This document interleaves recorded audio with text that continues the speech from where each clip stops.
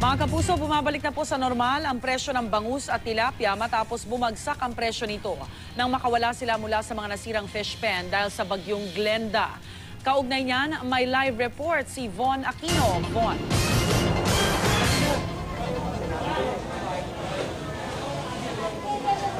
Yes, Rhea, unti-unti na nga bumabalik sa normal ang presyo ng bangus sa pamilihan.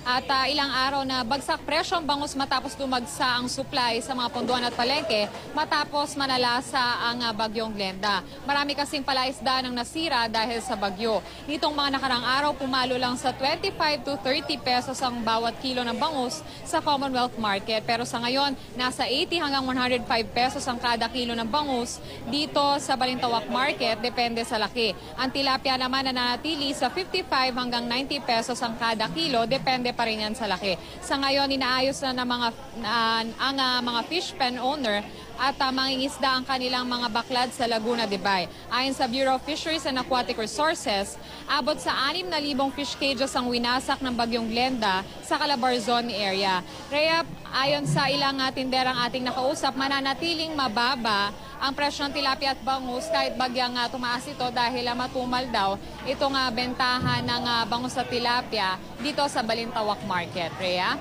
Alright, maraming salamat, Von Aquino.